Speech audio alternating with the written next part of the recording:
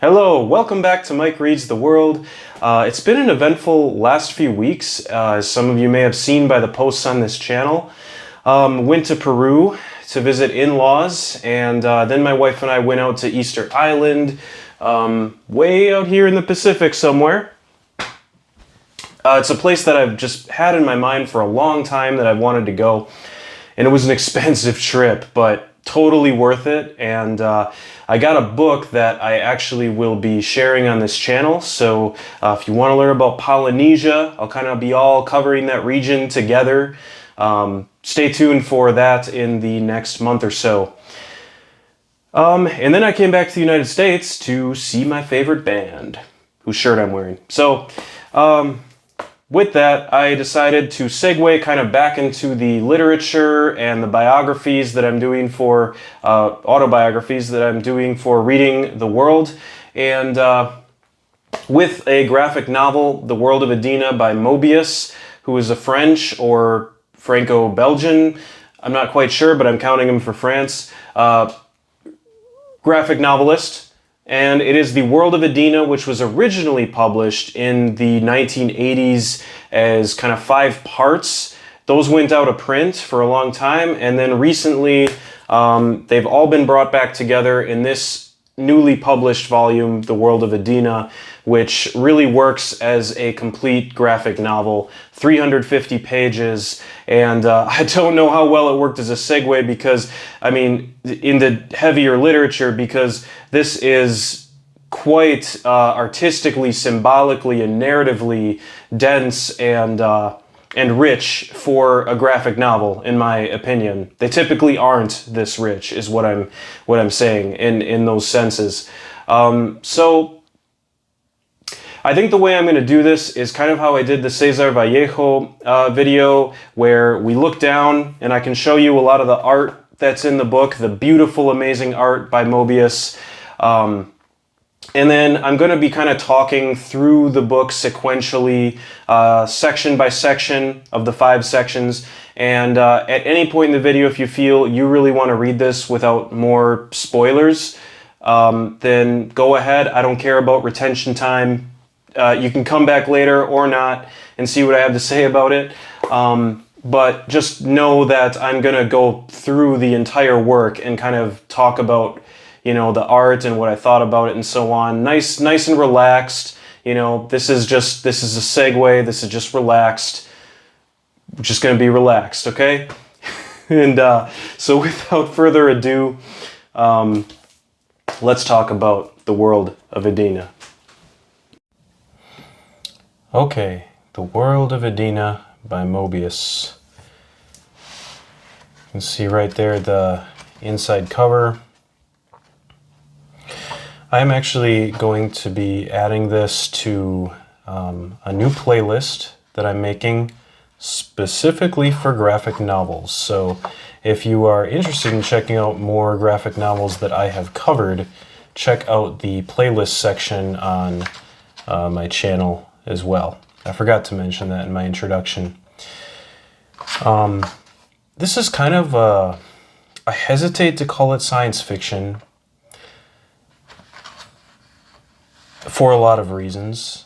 And I mean, you can already see, like, if you just look up Moebius, I think you know right away if this is an artist you love or aren't really into. I mean, it's such a distinct style that even on the back here, you know, Federico Fellini, Hayao Miyazaki, George Lucas, Frank Quitely. I know 2 of those names, George Lucas, but Miyazaki is the big one. I definitely did get Miyazaki vibes, but apparently Miyazaki was inspired by not World of Edena, but Moebius's art in general.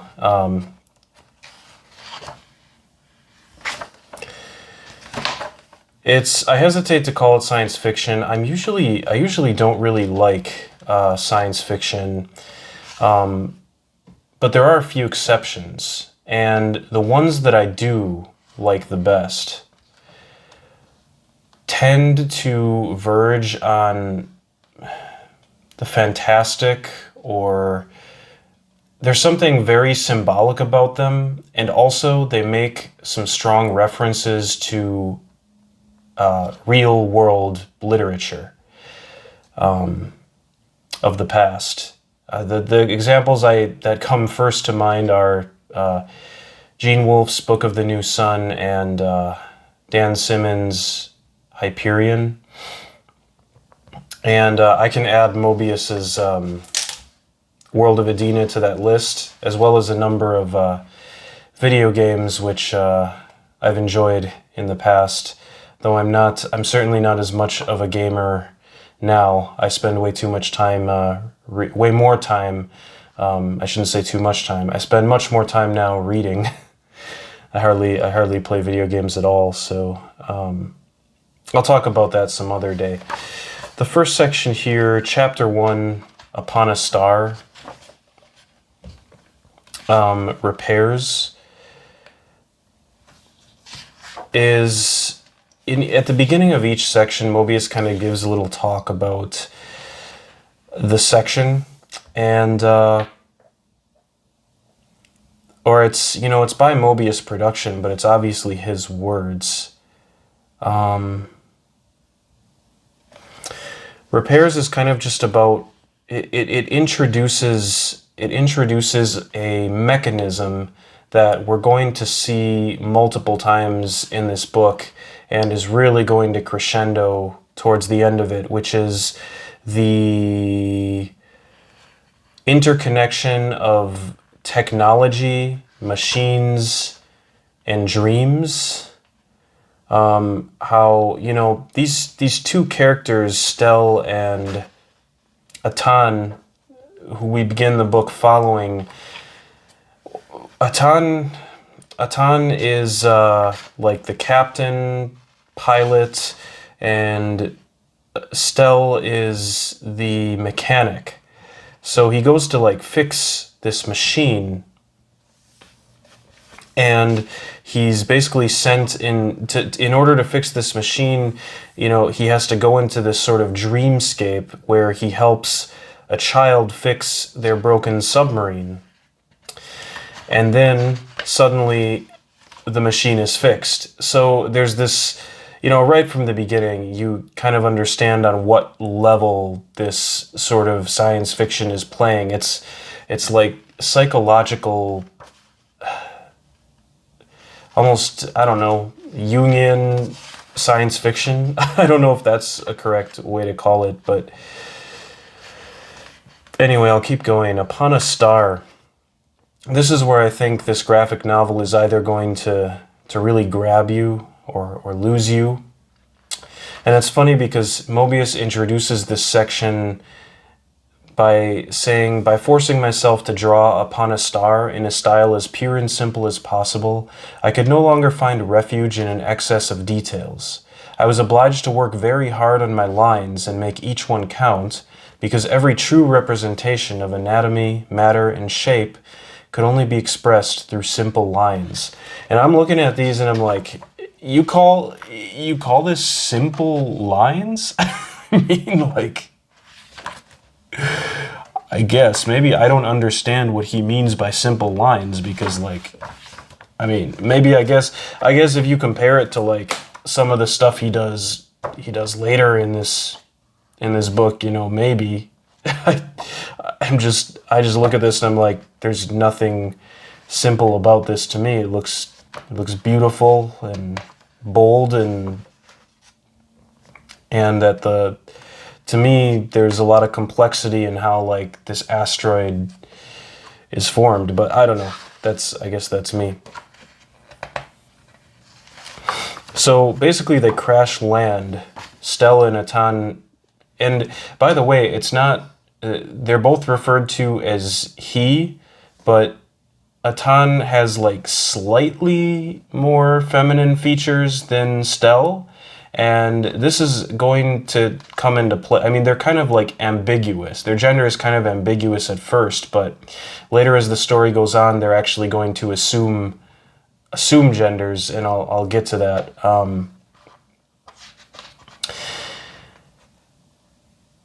So They crash land on this planet that they dub Pool Ball. And they see this light in the distance. And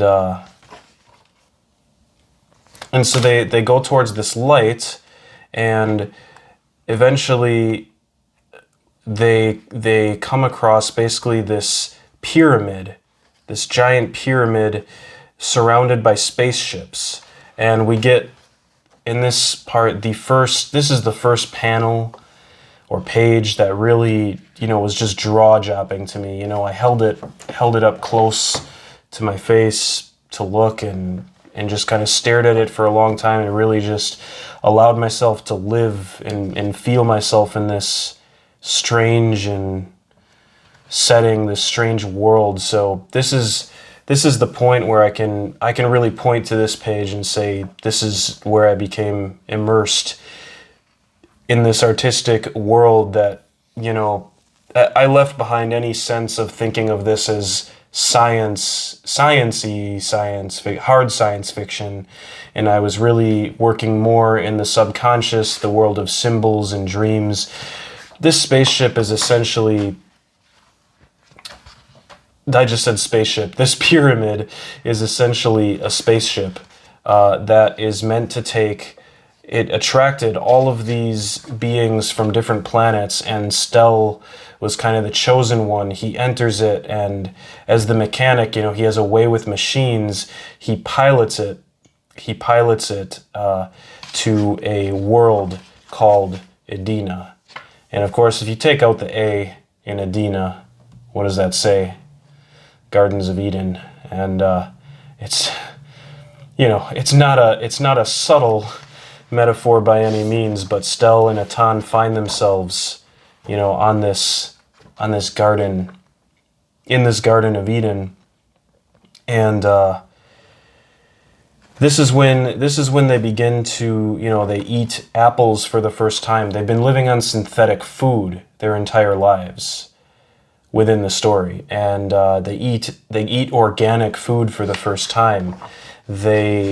And after eating the fruit of this tree, they begin to assume the forms of women and men. They start to live, and they start to live more, organically, in tune with nature, all that.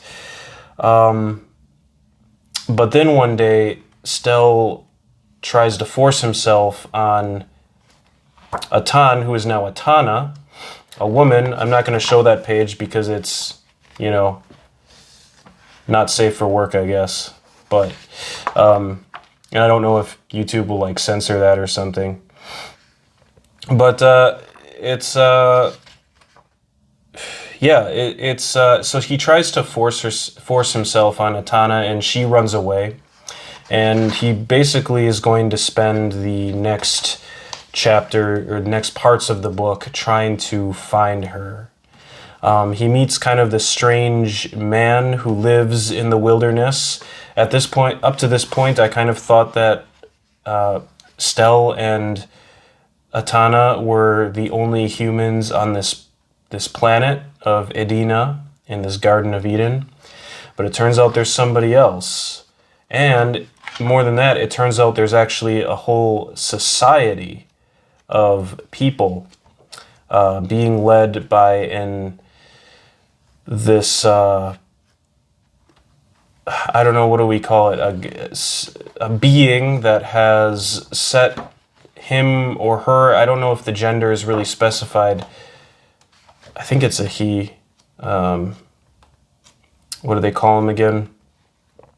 He basically sets himself up as their god, and there's kind of Atana finds her way into this society, and a few rebels look up to her as the goddess.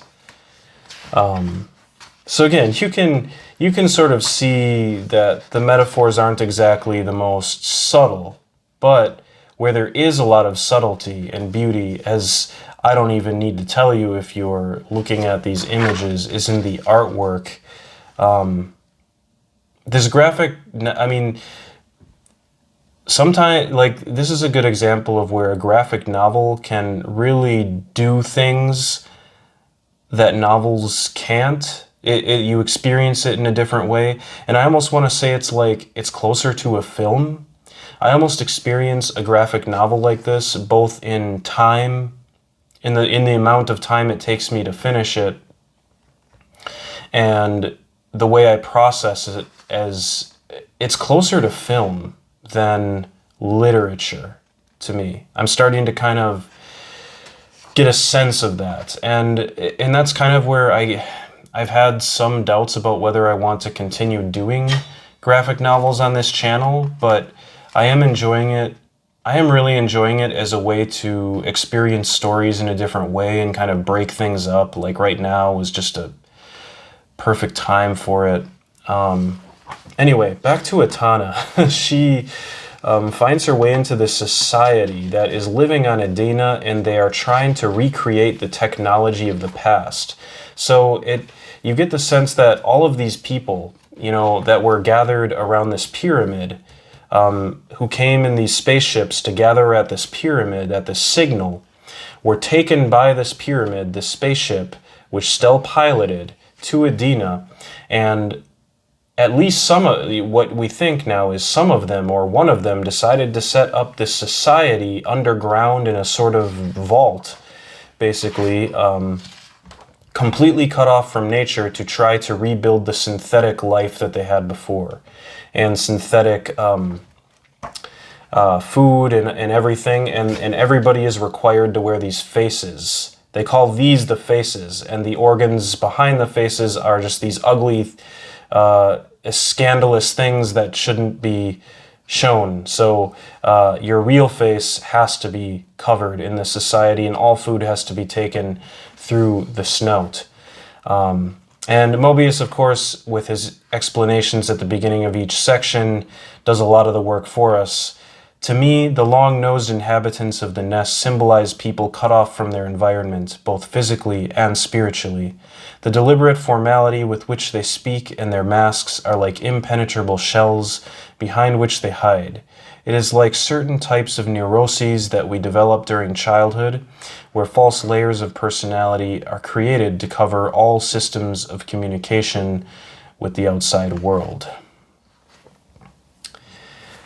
I think a lot of us can relate to that since we use the internet and have profiles and YouTube channels where we try to only show the best of ourselves. And it's not, the interesting thing about the morality of this book is, I get the sense that Stell and Etana are the heroes and on the side of people trying to live closer to nature. On the side of people trying to live closer to nature. And I get the sense that Moebius is on their side. So it's not like we don't quite have the complexity of, say, the Miyazaki films, Princess Mononoke, where we don't see the leader of this underground vault society really seem to have any care for his people. The paternum, yeah, so even the word, the paternum is very like masculine, father-like figure. So it's very much this book plays on this kind of, concept of the feminine being related to nature, the organic, and the masculine being associated with the synthetic, the dominance, the total control over the world, order and chaos, dichotomy. Again, not incredibly subtle as I explain the story, but I think the art reveals a lot of layers that you probably can't appreciate as I'm just paging through it. And I'm not showing every single page. That's not the point of this video, to be like a replacement for reading this. It's kind of an analysis so that people who've already read it can see if, I came to the same thoughts that they did, or you maybe to figure out if you want to read it. And now this is the 4th section, so we are fairly late in the book. It's called Stell.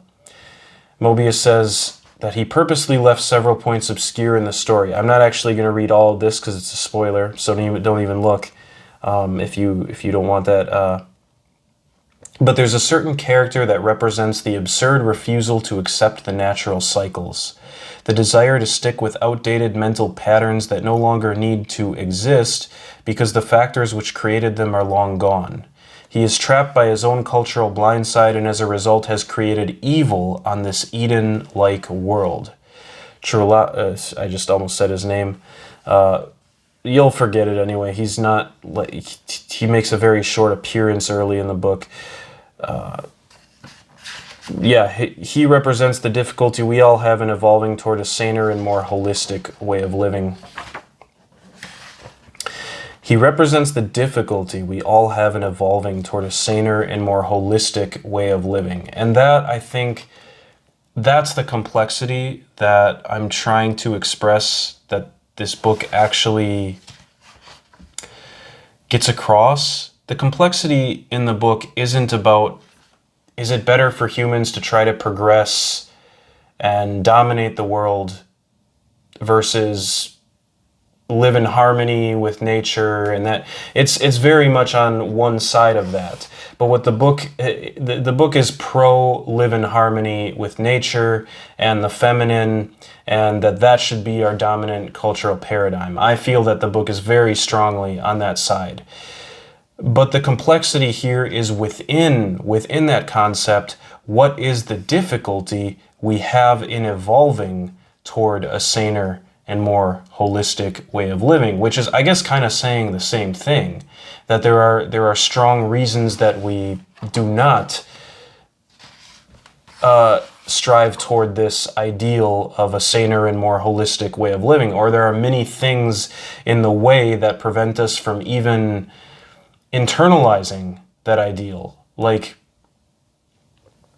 I mean, just look at the world right now. I mean, how a lot of us love the idea of moving toward a more holistic, closer to nature way of life. But, I just flew in airplanes to Peru to visit, family, and I will many more times in my life, hopefully. And I went to Easter Island. All that's using fossil fuels. I'm not a shining example of, living zero emissions. I'm not I'm not vegan. I'm not any of this stuff. And it's actually really interesting. Some of the characters who eat synthetic food are repulsed by the idea of eating an apple because it's a living thing. And before I've thought that too, it's an important question to ask if you're or be able to answer, I should say, if you're into veganism or vegan and like your motive is to not do harm to living things. Well, plants feel pain. According to some studies, plants are living things. I don't mean to offend anybody here. I'm just honestly examining these things. I am not any of these particular ideals. It's just, and they might be stupid questions, but it's still important to ask the stupid questions, I think. So there are people that are repulsed in this book who are used to synthetic food by the idea of eating a living thing. And is in fact total synthetic food a way to avoid eating anything living or harming any living thing, whether it be plant or animal? I don't know. But is that something that is a difficulty in evolving toward a saner and more holistic way of living? I don't know. It's presented in this book, and maybe this whole thing I'm saying is just stupid. I don't know. That's why I do these videos, I think, just to get all the bad ideas out so that someday I can maybe, make something with good ideas. So, anyway, let's continue. So, it's what are the other things that keep us from this? Fear? I don't know. The other aspect of these so-called civilized societies is that everything is controlled, everything is orderly. Come to think of it, I don't know if I really did find a nuanced discussion of this in the book, maybe there's more to look for. I kind of felt like this fourth part, Stell, lost its way a little bit. And I was worried that the book was going to end in a way that was kind of trite and a little bit boring. But fortunately, part 5, SRA, definitely threw me for a loop. I mean, I did not expect where it was going to go. It was pretty crazy. It was pretty wild, and made me say, you know, I would read this again and try to look into a little bit more of what's going on. Kind of a spoiler here, I guess, but it calls back to the very first part that I wrote off as kind of just a fun little introduction. This sort of interacting, you know, changing the world by interacting with dreams. This whole final part is based on that, and it gets really wild. Just kind of dream within a dream, Inception kind of stuff. It's short relatively to the others, but every single page is just jam-packed with crazy stuff going on in this final section. And then it seems like Stell actually wakes up, and that the real world, what's been going on this whole time, we don't even see until the final pages. Stell is speaking to what appears to be a kind of a psychologist or scientific medical professional of some sort, and it appears that what happened might have all been a dream, and maybe he's just crazy. And it kind of the book kind of leaves that ambiguous, and maybe more than a struggle for what is the correct way humans should live in harmony with nature or apart from nature. Maybe that was a red herring. This book may, in fact, what it's all about is the artistic mind, which can be obsessive, which can, pursue the absolute, as some authors would put it, which can,